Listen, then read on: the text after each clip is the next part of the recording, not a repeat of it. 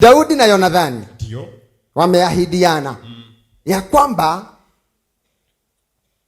siku ambayo nitafanikiwa nisikusahau, sitakusahau, nawe ukifanikiwa usinisahau. Na wamekubaliana. Lakini sasa tukifika katika Samueli wa pili 4 mstari wa 4, hapo ndio mambo yako. Tuone kama makubaliano yao yatafanya kazi na kama siri zao zitafanya kazi. Samueli wa pili 4 mstari wa 4. Ambia mwenzako fedheha. Sasa mwambie mwisho wa fedheha. Samueli wa pili 4 mstari wa 4. Samueli wa pili 4 mstari wa 4. Yonathani mwana Sauli alikuwa na mwana aliyekuwa mlemavu. Sasa sikia. Yonathani mwana wa Sauli.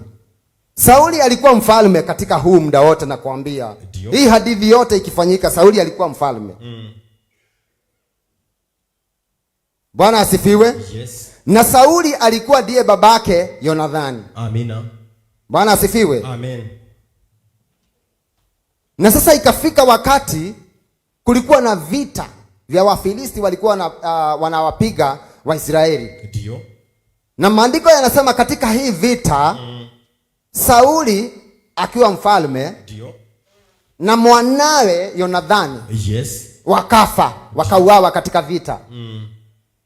Na ukumbuke sasa, huyu mtoto tunasikia hadithi yake hapa, alikuwa sasa ni mtoto mlemavu, ni mtoto wa Yonathani. Bwana asifiwe. Amina. Kwa hivyo ni kumaanisha mwenye alikuwa anaongoza ama mfalme alikuwa ni babu yake. Sasa huyu ni mjukuu wa Sauli. Bwana asifiwe. Amina. Na ni kumaanisha kwamba mfalme akifa anaachia urithi mtoto wake. Yes. Na kama mtoto yake hayuko anamwachia mjukuu. Kama mjukuu hayuko, labda utajiri huu utaenda kwa kitukuu. Naam. Sasa huyu ni mjukuu wa Sauli. Yes. Sauli amekufa. Dio. Na babake Yonathani amekufa. Ndio. Halo. Halo. Bwana asifiwe. Amina. Bado tunaelea.